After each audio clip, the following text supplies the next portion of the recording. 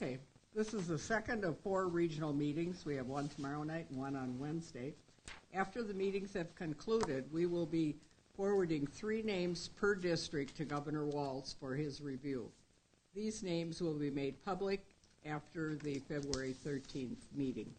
Governor Walz will take these recommendations under review and will make his selections for each district in late February or early March. By statute, the appointments must be made by March 4th, 2019. Each one of the candidates tonight has 5 minutes to address the nominating committee. The expectation is that in that 5-minute time, you will answer the 3 questions that you received ahead of time. The timekeeper will give you a 1-minute warning. If there are any follow-up questions from the nominating committee, the questions and answers will be concluded within 3 minutes. So you're the last group that we'll be interviewing tonight.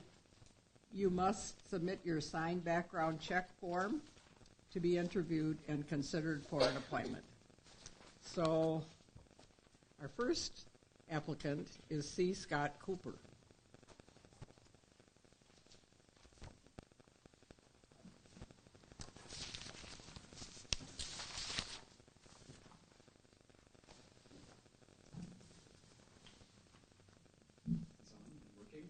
We hope so.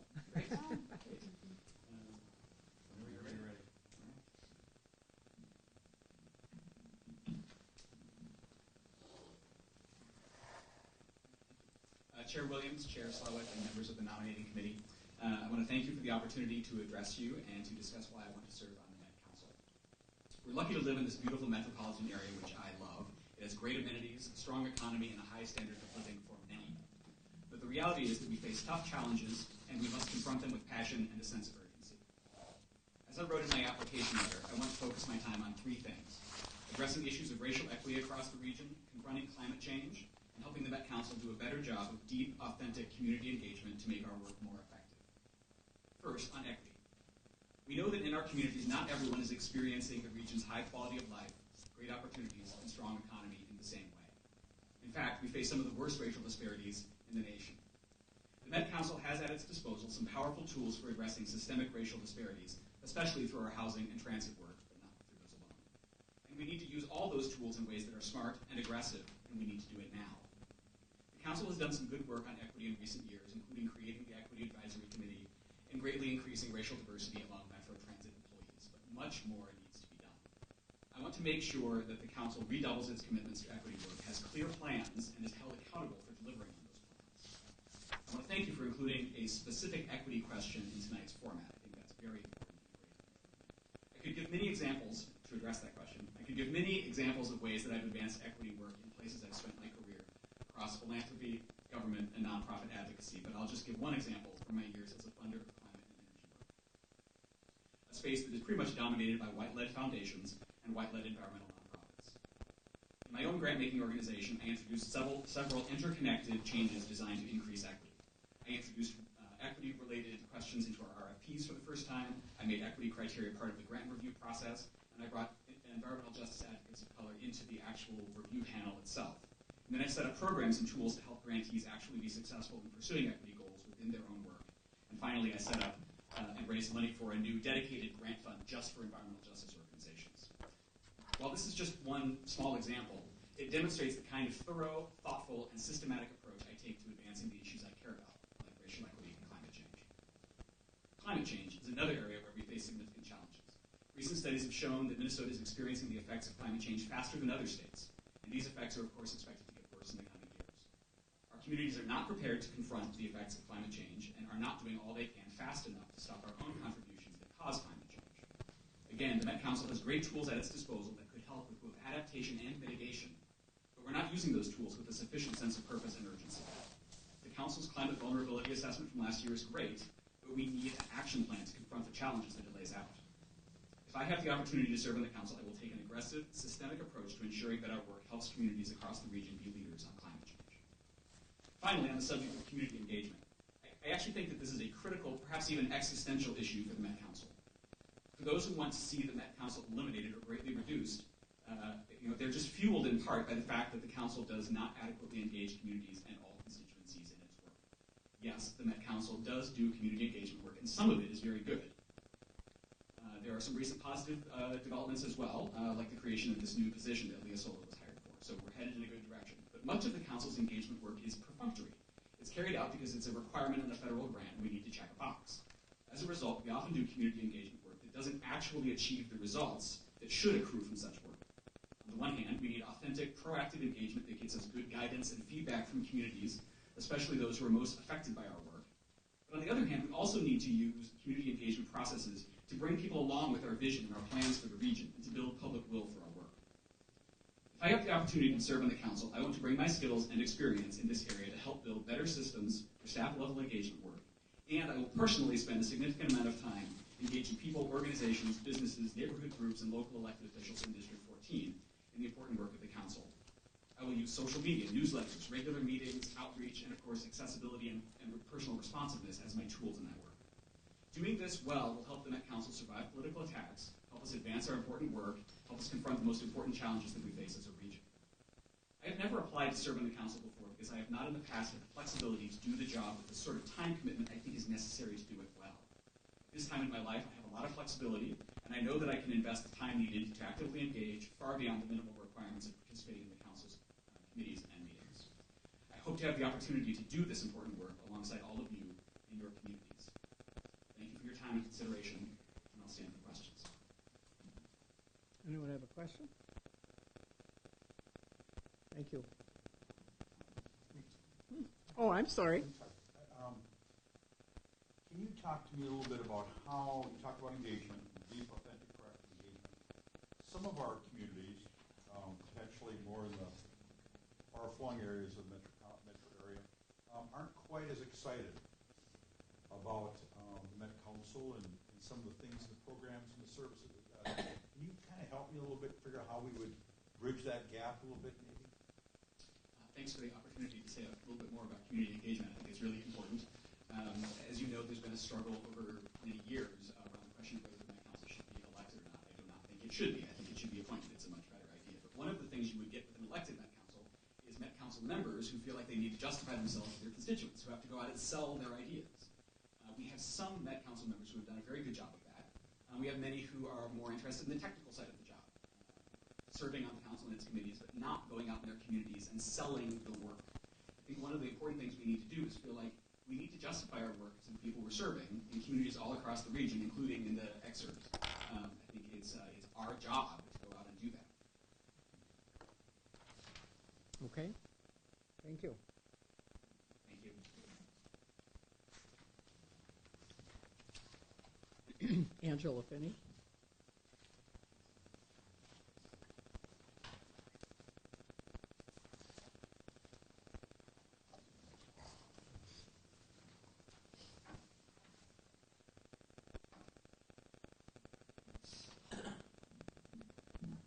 The theme tonight.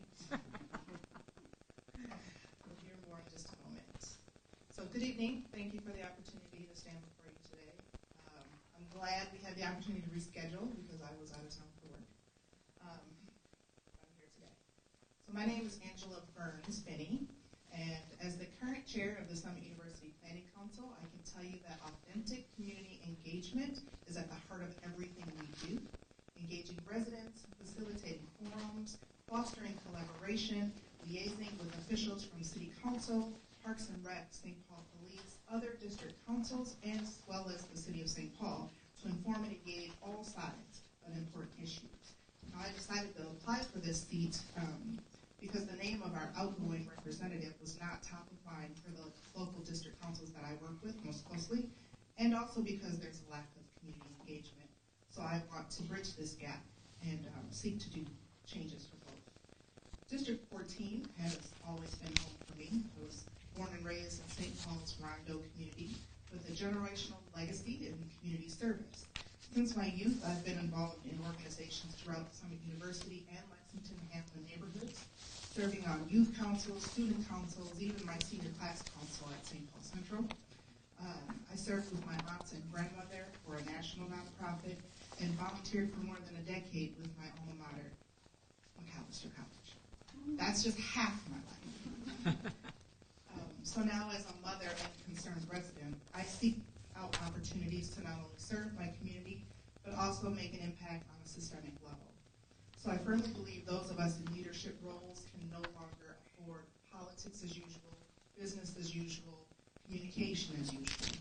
We need to stop being afraid of authentic community engagement and understand that we're human beings and we're going to disagree, and that's okay. What we need to do is elevate our communities and ensure that we're listening and being responsive to all of our constituents. My priorities for Met Council, the priorities for Met Council are interdependent. I'm interested mostly working on the housing policy, as anti-displacement gentrification is a top priority for District 7 and District 8 planning councils. People from our neighborhoods, many who have generational roots, are being displaced, which impacts both transportation and economic systems. We need to find a way to bolster the vitality of our neighborhoods,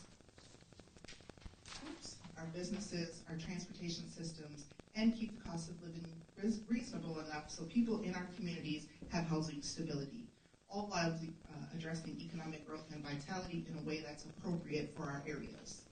So when wages are stagnant, vacancy rates are low, rent prices are rising, and density is a goal for the city's comprehensive plan, equity needs to be at the forefront of our growth strategies. SUPC has been listening to our residents and has ramped up its efforts and advocacy for affordable housing in our neighborhood, sharing these concerns with our city council, and we consistently challenge developers to include affordable housing units in their development projects. SUPC, as part of the now defunct DCC, was involved in advocating for transportation equity, adding the Victoria Station for the Green Line, with artwork reflecting the Rondo legacy, my legacy. And now we are working on another significant equity project, the Dale Street Bridge. SUPC has been the leading partner for community engagement, working alongside Quincy County, Blue Cross Blue Shield, community organizations, the City of St. Paul, and MnDOT. Authentic community engagement around this bridge was and remains paramount as the construction of I-94 decimated the Rondo community in the 1960s. This is not easy work, but it's necessary work. And we have to engage our neighbors at every facet of the planning process for this bridge, which we've done. The dialogue is what's most critical, allowing the voices to be heard, pain to be felt, and the collaborative spirit to manifest. So in conclusion, I want a seat at this table for this type of planning. I want to be a voice for the members of District 14. I want to be part of the transformative decisions that I'm making, not just react to what's imposed on me. My goal is to ensure elders feel safe walking our neighborhoods, kids enjoy playing outdoors, businesses thrive, and residents take pride in where they live. I'm proud to serve the people of Summit U as the chair of the District 8 Planning Council and as a representative of the Neighborhood Star Board for the City of St. Paul, and I'd be honored to serve the people of District 14 for the Metropolitan Council. Any questions? Okay, Nora.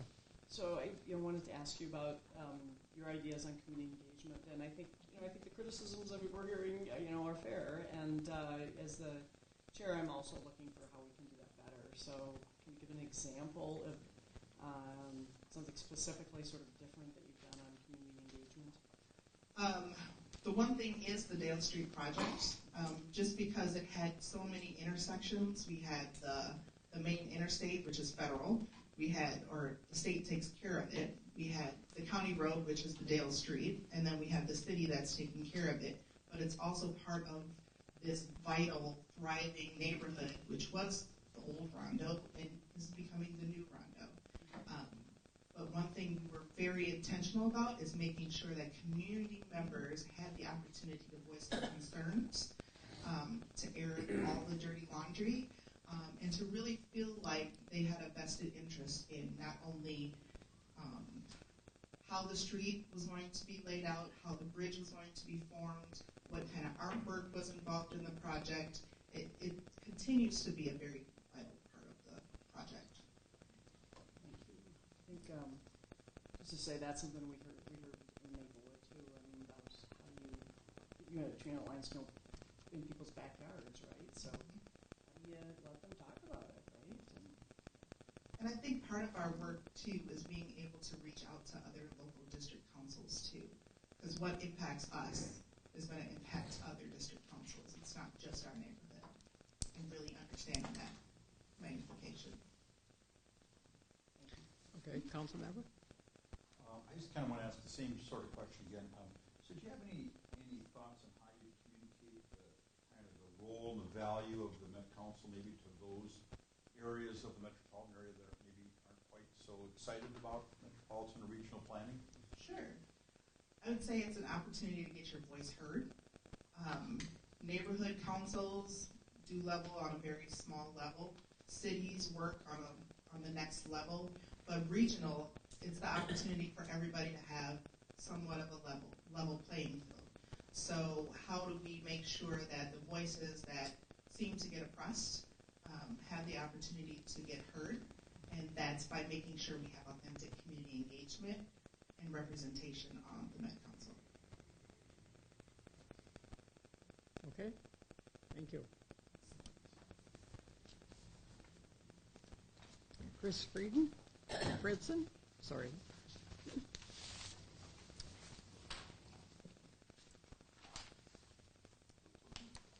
Welcome. Thank you, committee members and Chair Slawik for the opportunity to interview with you today. My name is Chris Fredson. I've been proud to call St. Paul and District 14 home for more than 20 years. I grew up in Greater Minnesota. In 1996, I moved to St. Paul to go to college, and I've been active in the community since as a student leader, an organizer, working in the mayor's office, the labor movement, and on the St. Paul Planning Commission. I'm seeking this appointment because I view it as an opportunity to make a difference in people's lives. I want to do my part to help Governor Walz and Lieutenant Governor Flanagan and Chair Slawik to achieve our vision of One Minnesota. And I want to answer my own Mayor Melvin Carter's call to harness our people power and build a community that works for all of us. I believe in the Met Council. There are some challenges that are too big for any one city or local unit of government to tackle on its own. That everyone should have the opportunity to live and work where they choose.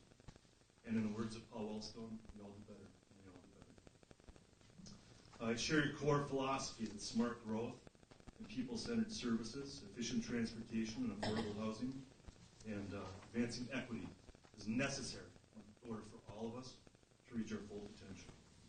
And that in order for Minnesota to grow and attract and compete with forward-thinking, progressive, diverse, and connected regions, we need to invest in our people, our infrastructure, and lead the way. You know better than I that this will not happen without strong leadership and true partnership, which is hard work and sometimes messy. Working across boundaries and building the systems that we need to serve the people and the region as a whole. I hope you'll find my experience in organizing, working behind the scenes, building relationships and coalitions, resolving conflict and bridging divides, and delivering results for the common good, an asset worthy of importance. Commissioner Commerce leaves big shoes to fill. I will do my best to pick up where he leaves off on the Midway Soccer Stadium site, Riverview Corridor in Fordsburg, Central Station Block, Beeline, Goldman. I look forward to listening and learning from staff and elected officials, from my colleagues on the council, the community, from District 14 and across the region. You can count on me to proactively engage in meaningful ways via one-on-one visits and community meetings, by immersing myself in the experience of the people we serve, and by lifting up the stories of people and communities via social media, mindful of my role and the administration's priorities and direction, and by raising awareness of the Met Council's process and opportunities. Throughout my career, my focus has been on making a difference in people's lives, raising wages, protecting workers' freedom to join together in unions, advancing investments in our schools and transportation infrastructure. So I'll bring a workers' lens to the Met Council and an equity lens. One example of my work to advance equity that I'm most proud of is my work to lead the campaign to raise Minnesota's minimum wage in 2014, not just to raise it, but to index it. It wasn't the be-all and end-all, but it was progress, and it continues to make an impact every January. So just weeks ago, 219,000 working Minnesotans earned a raise, $437 more to keep up with their cost of living. A more recent example is my work on the Ford site, leading the charge on the Planning Commission to build multi-unit housing rather than 36 mansions on the Mississippi River, because I believe more people should have the opportunity to live and build wealth on the river. So I will bring the same values and commitment to the Met Council. I'm honored to have earned the support of a diverse group of mayors, city council members, and county commissioners, leaders of the Minnesota AFL-CIO, the Minnesota Building and Construction Trades, and my local Midway Chamber of Commerce. I am humbled by the genuine letters of support I've received from friends and colleagues I've worked with over the years, and I want you to know that if Governor Walz and Lieutenant Governor Flanagan choose to appoint me, I will do my best to make the most of the opportunity. So I ask for your recommendation. I thank you for your service. Any questions? Okay, Nora? You go first. Well, I just, this is a district that there's a lot going on in, right? And John Connors was very busy, and he met with me and, talked about the issues and need somebody to take care of those issues, right? So tell me about your experiences with collaborating with other groups and how do you get things done? So I would say from my work in the mayor's office, the accomplishment I'm most proud of was writing and bringing people together to write and then pass St. Paul's living wage ordinance. And that was an example where you had a lot of stakeholders that had a lot of skin in the game. And I think we knew going in that we were going to do it, but we had to do it right. And so not only working with the labor and progressive groups, but also reaching out to the business community, sitting down with the chamber. If you read the letter from Chad Koulis, who is the executive director of the Midway Chamber of Commerce, he speaks to that experience and said, look, we didn't always agree, but he always reached out and listened and then worked his best to respond to those concerns. I feel like my work in the labor movement for 8 years, bringing people together, trying to find common ground, writing plans, and then, setting goals and benchmarks, and then working really hard to deliver results for the people we serve are two examples. Mayor? Okay. I'm going to ask the same kind of question. So do you have any thoughts on how to communicate the kind of the role and the value of the Met Council, those areas in the metropolitan area that don't quite really appreciate or understand the value of regional planning? How do you help bridge that? Well, I think one piece is making sure that people are aware of all of the opportunities that are available, the decision-making and obviously grant-making that the Metropolitan Council facilitates. So I think that, one, getting out there, meeting people where they're at, so not kind of just hunkering down in my own district, although I know we do have a lot going on, but asking questions, listening to local elected officials, community folks, stakeholders, and then if I don't have the answers, going back to folks at the council to say, hey, here's what I'm hearing. Is there some way that we can respond to folks' needs better? So can you just succinctly state, I know you talked about smart growth and various sort of things related to the council, but what would be your specific issue or priority that you would want to make on? That's a fair question. My expertise, really just because of my work and my passion, has been in workers' wages and raising wages, right? So as it relates to this job, I kind of view it as an opportunity to listen to the folks I would represent in the district, and a loud and clear message from the vast majority of elected officials that I've heard from is transportation. I think that, like on wages, whatever issue, I'd be interested in consulting the chair to see what skill set, she believes I would best serve in terms of like what committee. And then, just like on wages, dive in, ask questions, listen, learn, and do my best to deliver results. Okay. The 3 minutes is up on the questions and answers. Thank you. Thank you. Okay, Nathaniel Hood.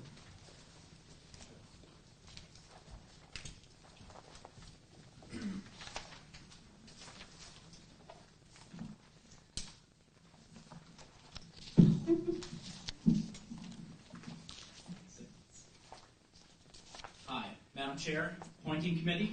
I'm Nate Hood. I've been preparing for this interview for the last decade. Since I first went into the Met Council, I've wanted to be part of this important body that's done excellent work in transit, housing, parks, and water quality. I'm confident that I have the grit, persistence, and relevant work experience to be a great representative and hit the ground running. A few things that you should know about me.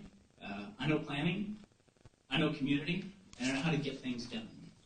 I'm also a planner, an advocate, and a transit rider. One Minnesota is not just a motto for me. It's how I've designed my professional life. I'm a senior planner for Hennepin County. I help to shape both policy and work in the day-to-day stuff that makes county governments tick. This includes Penn Avenue Community Works in North Minneapolis, a $13 million funding effort that supports transit, housing, and economic development in one of the most underserved areas of our state. I know what it's like to be part of the Met Council and a customer of the Met Council.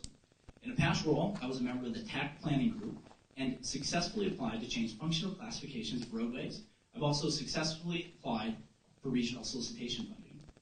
And if I can have an extra 45 minutes, I would love to tell you ways that we could improve that. I am most interested in aggressively building out our BRT and ABRT systems. I've been an advocate of ABRT since I first stepped on the A-line in 2016. It's a cost-effective way to comfortably, reliably, equitably, and sustainably move a lot of people. These are projects that will help our region, and projects like the Gold Line and the Rush Line can be transformative to the East Metro. The upcoming B, D, and E lines are critical network connections. I want to be on the Met Council to help make sure that we build these out, and we do so by connecting residents who are often missed in the process. I believe that equity isn't just a box that needs to be checked. It needs to be embedded in everything that we do. That's why this year I helped craft new guidelines in Hennepin County's corridor planning program that puts equity at the forefront. And it's not just equity as a process, it's equity as an outcome. The best way to describe this is a 2014 regional solicitation grant that was successful for Bottineau Boulevard. This project was selected, in part, 3A, because it ran through areas of concentrated poverty. The process made sense. Let's prioritize work in areas that need it. But the outcome was to widen a highway, speed up traffic, limit access to local businesses, and increase the pedestrian crossing distance. All of this was done in an area of low car ownership, and it runs along the Blue Line extension, precisely where we ought to be building aggressive TOD infrastructure. Equity is more than a process. It needs to be the outcome, especially in the areas of our suburbs, which are increasingly diversifying and increasingly have households of low car ownership. I am also an advocate for affordable housing. The work I'm most proud of is on the Ford side in St. Paul. I co-founded a group called Sustain Ward 3, and we successfully fought for the zoning of up to 800 affordable units in our backyard. I've also helped get trails and sidewalks built, fill in some needed sidewalk gaps, and even a road through my work as the chair of the local transportation committee. I've met some great people in advocating, but honestly, I've bumped some heads as well. But I've always tried to reach out and get to know people as people. That's why I'm proud to say that not only do I have letters of support from members of Sustain Ward 3, the pro-Ford site group, I've also received a letter of support from members of the opposing group, Neighbors for a Livable St. Paul. We may not always agree, but when we engage, we listen, and we talk to people as human beings, we can forge a better, more prosperous, and more equitable future for our region. I will be an on-the-ground council member. This is what I do in my free time, and I love nothing more than to put that energy to be the District 14 representative to the Met Council. Our cities and our region are best when everyone participates. That's how I plan to operate, by listening, by engaging everyone. In the past 4 weeks, I've spoken with members and directors of most local district councils. I've talked to fellow transit riders, bus drivers, although I'm not supposed to do that always, every elected official I could get a hold of, and I've even spoken to Metro Council, Met Council, and Metro Transit employees about what they think I should do to help further the mission of the Met Council. I know planning, I know community, and I know what it takes to get things done. I will put in as many hours as it takes, and then some. This is the interview that I've been hoping to have for the last 10 to 15 years, and if selected, I plan to hit the ground running. Thank you for your consideration. Questions? Oh, okay. Thank you, Madam President. Mr. Hood, thank you for interviewing and thank you for submitting your application. In your letter to us, you indicate that you specialize in, among other things, public engagement. Can you let us know what are the key ingredients for doing public engagement well? Yeah, that's a really good question. It depends on what you're looking to accomplish for that project. Are you looking to inform, or are you looking to involve to get input? I think generally the one that people like the most is when you actually take their point of view early on, not just in the planning process, but in actually funding. So kind of the way that most, let's just say Public Works, for example, operate is they'll identify a need, and then they'll dedicate funding, and then they'll do the public engagement. So if the public engagement comes back saying, we need to add extra elements such as RRFBs, hawk signals, pedestrian crossings, public works departments are then scrambling to find that extra funding.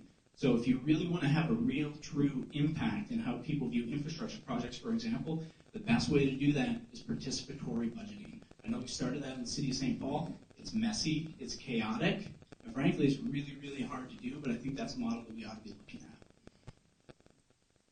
Anyone else? I was just hoping you could talk a little bit about the compromise that has been made at the Ford site, or seemingly compromised. Yeah, the Ford site is a huge development. Zoning allowed 4,000 units, up to 20% affordable. That was a plan that I advocated for aggressively. While not perfect, I think that the compromise plan that came through is okay. It still delivers 95.3% of the housing. It doesn't change the affordable housing metrics at all. And as far as kind of density on the river, I would love to see more density. What this does is this kind of deregulates, so it does allow the mansion-style housing on the river. However, the total number of units on the site doesn't necessarily change as part of it. So as far as that compromise, I think that the Ryan Amendment really has brought many people who are in favor and many people who are opposed to the development initially. It's really brought them together. Again, it's not an ideal as far as I'm concerned, like if I were king for a day. However, I think it was a really good compromise to move this, what is essentially a really great project.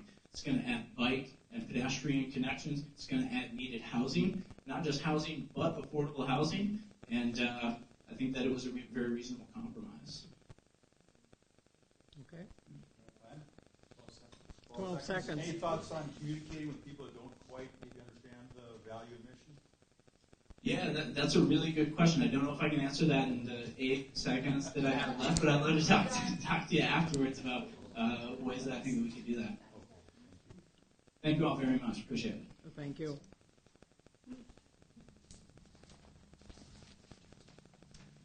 And our 20th applicant. Lucky number 20. Yeah, right. Welcome. Madam Chair, members of the committee, my name is Sean Kershaw. I'm honored to be here. Thank you so much for your time and for conducting such a transparent and inclusive process. I'm honored to be considered along with the other candidates. I'm going to talk about 3 things. Why I believe transit equity is a critical policy priority for the Met Council, what I bring to broadening and deepening the engagement of people in the Met Council's work, and my experience over 30 years advancing equity in my work. The policy I'm most interested in addressing is transit equity. We have a great transit system, but I don't think it's ready for what's ahead. As you know, we're in the midst of an unprecedented demographic change driven by 3 factors. The aging of the baby boomers in numbers we've never seen before. The need to attract and keep workers to replace and pay for these retirees, especially professionals of color, all while our region's equity gaps for people of color are among the worst in the country and often are the worst. These trends influence every policy issue, including those outside the scope of the Met Council. But almost every policy priority we face as a community ultimately depends on increasing transit and mobility options, especially for older and low-income people. This is why I highlight transit equity rather than only transit. When it comes to economic equity, research from Harvard revealed that geographic mobility is closely linked to economic mobility. In my own role at Wilder, when it comes to health, dealing with equity and health outcomes, I was recently part of a meeting with leaders from healthcare and social service delivery agencies to discuss new strategies to address the health needs of at-risk communities. After discussing potential policy strategies and solutions, what was left was the gaps in transit that were not yet available to help these populations. This is not an invitation to past transit battles. The demographic trends I mentioned are so substantial and so important to the orderly and economic development of the region that I believe they will provide new political and policy opportunities. I will use my role to broaden and deepen engagement and trust in the Met Council. It's not enough to know what needs to be done if we can't build the community's trust and support to make change possible. I know and love the communities within District 14, and on day one, we begin to leverage these relationships. I've worked with and for the City of St. Paul, all the district councils, Ramsey County, with suburban, municipal, and county leaders. I've worked with all income groups, across racial and ethnic communities, with all types of business and nonprofit leaders. Engagement has to be broad, crossing boundaries. I have years of experience listening to and engaging wildly different opinions and positions and finding common ground in order to develop and advance policies that reflect a common goal. Engagement needs to be deep, listening to the people impacted by the issues we face and changing how we do business when necessary. People who are impacted by a problem have to be involved in defining it, coming up with solutions, and advancing those solutions. One of my priorities in my role as a council member will be to help support policy guidelines that ensure that the work of the Met Council reflects these practices. And obviously, as a team member on the Met Council, it's how I do business. Finally, my personal and professional life are rooted in leveraging my privilege to advance equity in numerous capacities. I've been on the ground, as it were, directly involved in equity work. When I got out of college, I co-founded an LGBT civil rights group in my hometown of Omaha, Nebraska, and began the fight for equal rights even though the community wasn't ready. During the day while I was in Omaha, I coordinated a scattered site housing program for the Public Housing Agency, staffed contentious public hearings, and saw firsthand the reality of the majority community's fears about change. I've managed a small business resource center and worked directly with entrepreneurs with limited access to resources who want to build wealth in their communities. Most recently, I've been part of an amazing team that worked in the city of Edina to help their community formulate a new approach to diversity and becoming more welcoming. I've led organizations and supported staff in this work. During my tenure, the Citizens League established the Capital Pathways program and was the fiscal agent that first sponsored the group Navigate. In my current role at Wilder Foundation, I oversee our organization-wide strategic priority related to advancing social and economic opportunity. My division's work includes the Promise Neighborhood Schools program, African American Babies Initiative, Community Equity Pipeline, and all of Wilder's work on DEI systems change. I'm on the board and working with nonprofits dedicated to addressing equity, such as Propel Nonprofits, Family Tree Clinics in St. Paul, Friends of the St. Paul Public Library. My husband and I produce community concerts in our backyard, in part in an effort to bring people together and support emerging artists. Finally, equity is more than a professional or volunteer matter. It's close to my heart. I'm part of a multiracial family. Equity is embedded in our daily conversations and our fears and hopes as parents. Thanks. Nora? I'm trying to think of how to formulate the question. So you talked about your priority being transit equity, and then you kind of compared it to, are we putting transit in the areas, the economically challenged areas, right? And so what's the vision on transit equity? Is it more LRT, more BRT, just more? And how would you do this? In 1 minute or less, I guess, or whatever you have. I think it certainly is more bus options. There's no question that the routing, what we have in the bus options has to be aligned with the needs of low-income and older communities, as a starting point. I think we're in an emerging time where, I don't mean this as a joke, what does Uber and Lyft for low-income populations look like? Because Metro Mobility is a great resource. It is not sufficient for the number of people that can't always use a bus and certainly can't afford or use Uber and Lyft and those types of services. So I think it's a constant, it's how we allocate our current transit resources, specifically bus, and then how we think about new resources, transit resources. But it's sort of that last mile in whatever format that I think is critical, especially on low-income and elderly populations. So maybe vouchers or something. I think it's an opportunity to be creative. And the scope of aging is so enormous that I think it's going to be like criminal justice reform, where we see some of the older political divisions lessen, and that we see, whether it's suburban communities or inner city communities, a lot of these needs are going to overlap. Nikki? Hi, Sean. My question is, How do you build trust in communities that don't look like you? It's a multifaceted approach. You need to be aware of your own, blinders and barriers. You have to do a whole lot of listening and a whole lot of sort of attempts to find common ground. I find listening more than anything else is useful.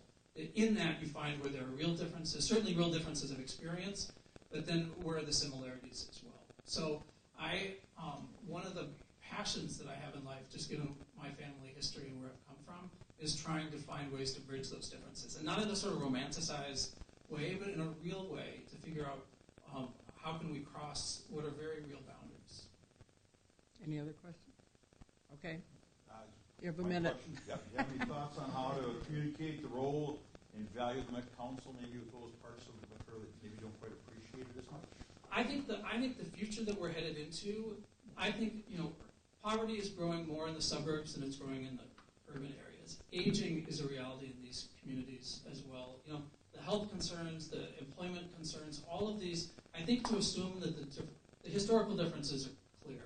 I think that the era we're entering into is going to provide more opportunities. So there will be more similar issues that we care about. Certainly it's listening, certainly it's structuring more authentic opportunities to engage with these communities. That's it. Thank you. Thank you. You're all free now. And thank you to all the applicants who are here tonight. And now the committee will go into deliberations.